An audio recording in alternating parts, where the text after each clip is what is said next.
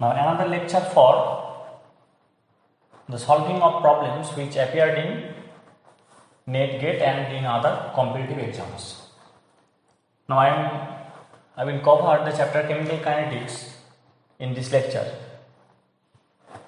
So this question appeared in TIFR, Tata Institute of Fundamental Research, 2017. The question says the graph below plots the progress of a dimerization reaction of A. So the reaction is this one, dimerization reaction of A. It depicts, that is the plot depicts a straight line with slope K, the rate constant. So it is the rate constant. Now what is the value of the intercept C? This is the value of the intercept. So what is the value of the intercept C in the graph? Now you see that this is function of concentration of the reactant A at time t. So it is, if we write it in this way, then it will be,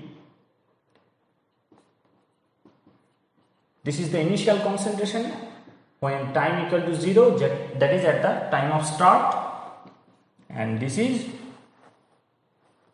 they are writing it in another way, they are writing it in this form. So this will be the concentration of the reactant that is left at time t. Now this axis is a function of this AT. Here it is time. So we will have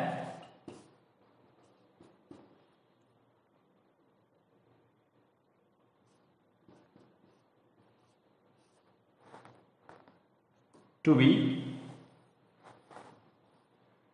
this is the equation of a straight line, so it is y equal to m into x. Now the slope is k, so it is k into time, so it is t plus c. This is the intercept. Now you have to remember that for what order such graph comes. Now when we plot for please visit my lecture under the topic Chemical Kinetics in part 14, where I have compared the three orders, 0 order, first order and second order reaction. In that video I have shown you that in case of 0 order reaction, the C versus time looks like this. So it is a negative slope. And in first order, this is for 0 order reaction. And for first order reaction, we got the graph looking like this. So these two graphs falls exponentially. This one falls exponentially for first order, and this falls with a negative slope, and it is a straight line. But for second order, we have the plot of 1 by c versus time looking like this. So if we remember the theories, we can predict that this one corresponds to the second order. So this is a function of concentration of the reactant at time t. So it may be like 1 by c. But here we cannot use this symbol c. We must use this one. This is the concentration of the reactant remaining at time t. Now it is kT. So what is this one? Now for second order reaction, the integrated rate equation is 1 by c equals to kT plus 1 by c0. So the graph starts from here, the graph starts from c0, here also the graph starts from c0, and here this intercept is 1 by c0. So this is 1 by c, here it is kT, and here it will be 1 by A0, that is the initial concentration. So this should be the reciprocal of the initial concentration of the reactant. Since this value is maximum, its reciprocal will be minimum. So the graph will start from this value and all other values will be greater than this, since all other concentrations will be lesser than this. So here we have, if we tally these two equations, this is the integrated rate equation for second order reaction. Now if we tally these two equations, we get this one kT, and this is the y-axis, so it is 1 by c, so this will be the intercept. So c is nothing but 1 by A0. So the intercept is 1 by initial concentration of the reactant, that is A0 to the power minus 1. So option C will be the correct answer for this problem. Now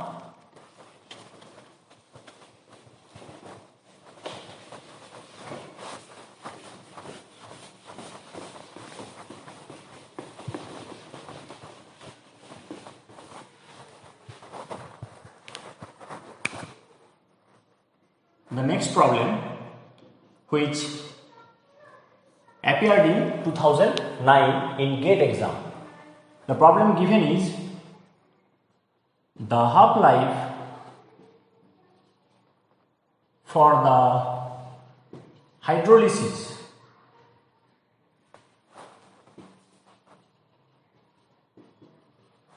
of an ester varies with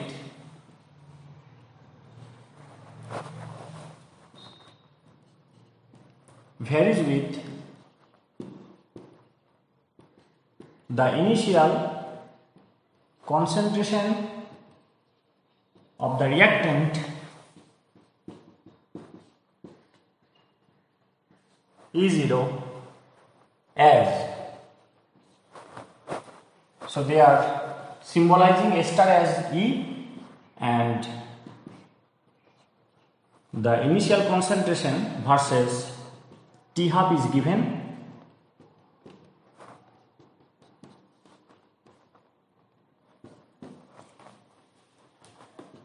For 5.0, half-life is found to be 240. For 4.0, half-life is found to be 300. And for 3.0, half-life is found to be 400. Now the question is, what is the order?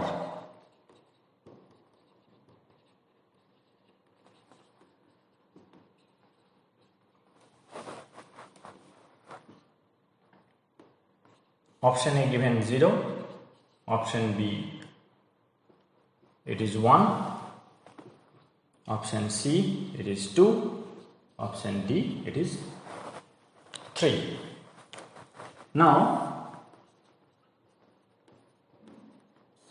solution. Now before watching this video, please watch part 15 of the chemical kinetics playlist, where I have discussed about the pseudo first order reaction. Now an ester hydrolysis reaction can be a pseudo first order reaction when the other component, that is the water, is taken in large excess. Now when water is taken in large excess, this reaction follows a first order kinetics. But when the water is taken in comparable amount to that of the ester, it will behave like a second order reaction. So only 2 may be the answer, that is only B and C, option B and C may be correct, but option A and D are incorrect. So if water is taken in large excess, this will be the answer, and if water is taken in comparable amount to that of the ester, this will be the answer. The answer will be then the second order. But no such hints has been given in this problem. We have to look after the T half versus initial concentration data. For this, you have to watch part 14, where I have given you the T halves, the half-lives. For n equal to 0, you see the half-life is C0 by 2K. So it is directly proportional to the initial concentration. For first order reaction, you know the half-life is constant and it is independent of the initial concentration. And for second order reaction, you see the half-life is inversely proportional to the initial concentration. Now you analyze the data, you see the concentration, initial concentration is decreasing. and with such decrease half-life is changing, so it cannot be first order. Since half-life is independent of the initial concentration, so half-life should have been constant if the reaction is to be first order. So B, option B is incorrect. Now, since this is a function of C0, you have to find it, either it is directly proportional or inversely proportional. Now, if it is a zero order reaction, then the half-life should have been proportional to initial concentration. So more the concentration, more will be the half-life. But here we are observing the reverse order. That is, with decrease in the initial concentration, half-life increasing. So there must be inverse relation. So the reaction is not zero order and not first order. Now, with decrease in initial concentration, half-life is increasing. So there is other option that might be true, that is for third order reaction, where T half is proportional to 1 by C0 square. That is, it is inversely proportional, but it is inversely proportional to the square of the initial concentration. So let us check which option is correct. Option A is incorrect, option B is incorrect. From intuition we can suggest that option C is correct. But since we found the reverse relation, option D may also be correct. Let us check. So here you see, if you take this C0 to the left hand side, you will have T half into C0 equal to constant. So if we multiply, this multiplication must, the product must remain constant if the reaction is second order. So you have for the first data 5 into 240 equal to, you see, 1200. And for the next data you see 4 into 300, you see it is 1200. And for the last data you see 3 into 400, it is also 1200. So the product remains same. So you see T half, sorry, this is the initial concentration of the ester, which is represented as E0 into T half equal to, you see, constant. So T half is inversely proportional to C0, so it is definitely a second order reaction. So this is the correct answer. So you have to determine this just by judgment. You must not waste any time. Since this is vital, saving of time is vital in competitive exams. Now I will deal with the next problem.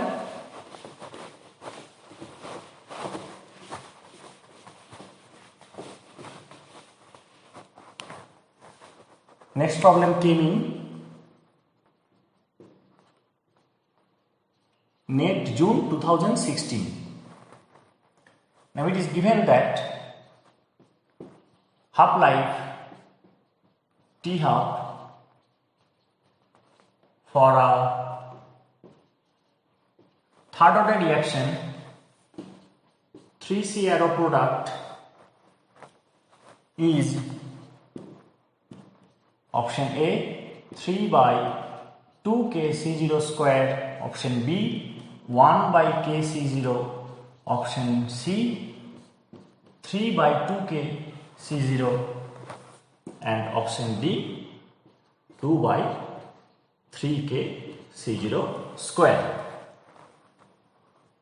Now given C0 is the initial concentration of the reactant.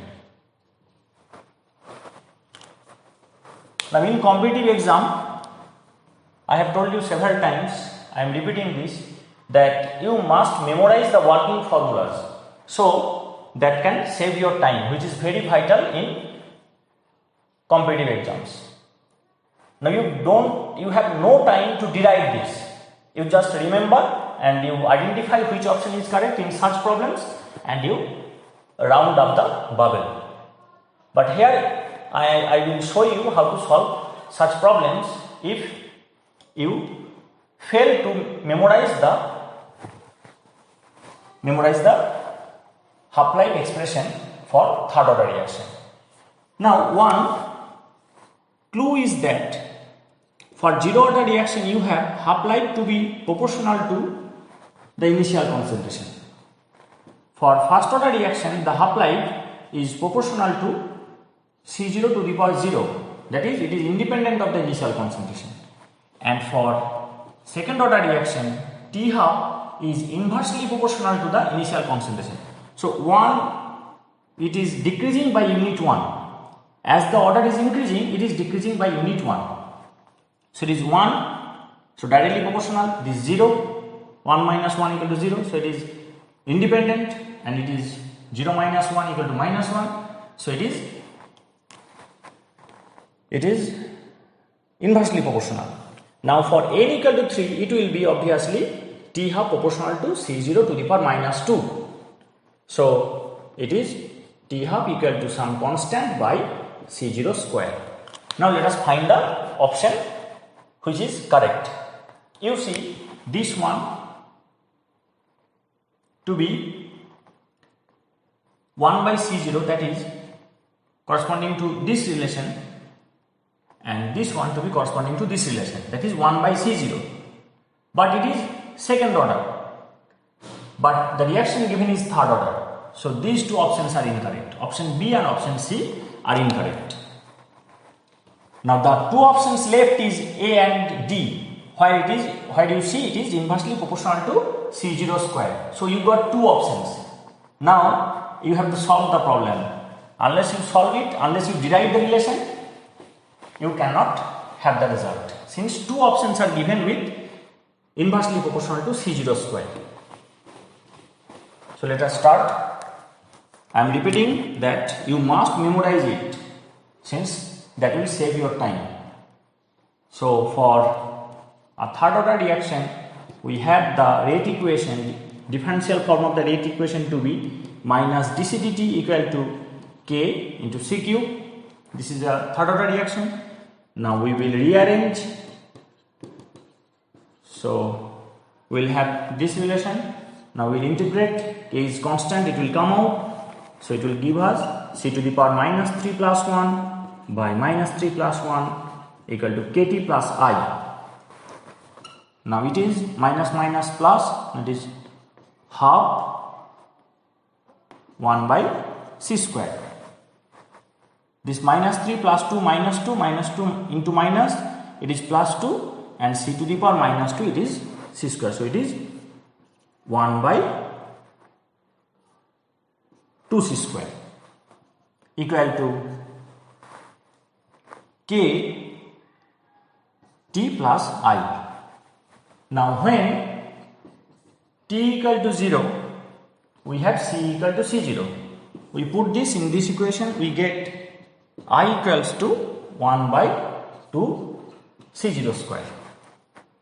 Now we get the equation 1 by 2c square equals to kt plus 1 by 2 c0 square.